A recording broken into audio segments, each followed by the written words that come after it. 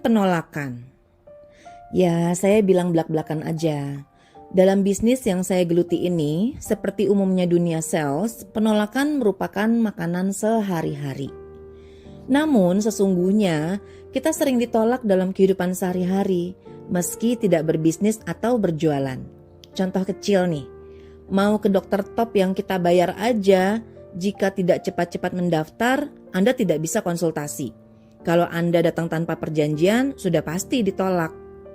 Mau ke salon beken di akhir pekan tapi datangnya terlalu sore, ya wassalam, tak akan ada pegawai salon yang siap membantu Anda. Maaf mbak, sudah penuh. Apalagi melamar kerja, belum tentu diterima kan? Sama halnya dengan suka sama seseorang, belum tentu dia suka sama kita juga. Sedih deh. Sebaliknya, kita pun kerap menolak. Saat ditawari beli rumah, kita menolak. Bisa jadi karena kita nggak butuh atau malah nggak punya duitnya. Saat ditawari bersedekah, kita menolak pakai senyum. Ketika ditawari punya kartu kredit, kita menolak sembari jalan cepat-cepat meninggalkan sales kartu kredit di mall.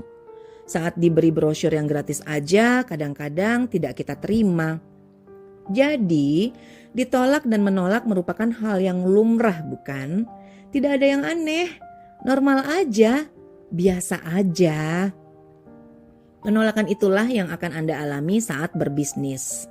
Bersiap-siaplah ditolak karena tidak semua orang yang Anda tawari akan membeli. Tidak usah patah hati, penolakan ialah hal yang akan Anda jumpai setiap hari, setiap saat. Yang perlu Anda pahami, penolakan terjadi karena dua hal.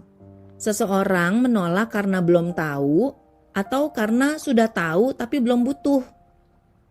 Anda tak perlu memaksa orang yang belum butuh. Buat apa?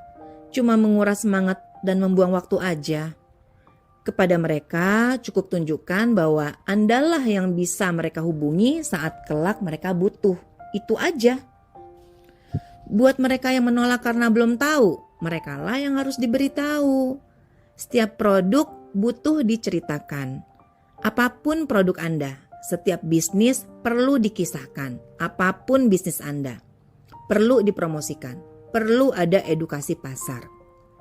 Nah, tugas Anda semakin jelas, yaitu memberitahu bahwa banyak orang harus tahu tentang bisnis Anda, tentang produk Anda. Bukan memaksa mereka membeli, melainkan bercerita. Apa sih keuntungannya? Bagaimana cara memanfaatkannya? Ada nggak sih pelayanan purna jualnya? Kalau jumlah penolakan yang Anda terima masih tinggi, segera evaluasi. Apakah pendekatan kita bisa diterima? Apakah cara kita sudah benar? Apakah waktu yang kita pilih untuk mempromosikan bisnis kita sudah tepat? Apakah orang yang kita tawari betul-betul target produk kita? Banyak hal yang bisa ditelaah, bisa dievaluasi. Tapi itu baru bisa dilakukan jika kita tidak mudah patah hati karena penolakan. Semakin sering Anda ditolak, semakin banyak yang bisa dipelajari. Jadi, jangan buru-buru memutuskan bisnis Anda gagal jika baru menerima 100 penolakan.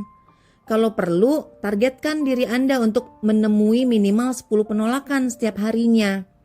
Dari situ, Anda pasti mendapatkan persetujuan. Dari situ, Anda pasti mendapatkan pelajaran. Jadi, jangan alergi dengan penolakan jika ingin punya bisnis maju. Olah penolakan menjadi hal yang membesarkan nilai diri Anda. Pebasket legendaris Michael Jordan pernah ditolak masuk klub basket SMA sebelum akhirnya cemerlang bersama klub basket Chicago Bulls.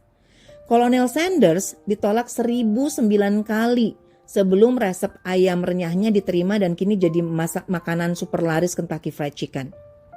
Jack Canfield ditolak 123 penerbit saat menawarkan naskah Chicken Soup.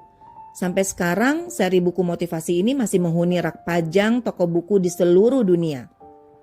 Oprah Winfrey pernah ditolak menjadi presenter TV hanya karena wajahnya dinilai tidak mendukung.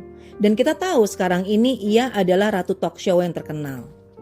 Jadi jelas ya, ingin jadi besar, ingin jadi berkembang, ingin bisnisnya maju, siap-siaplah menerima penolakan, siap-siaplah menerima banyak alasan.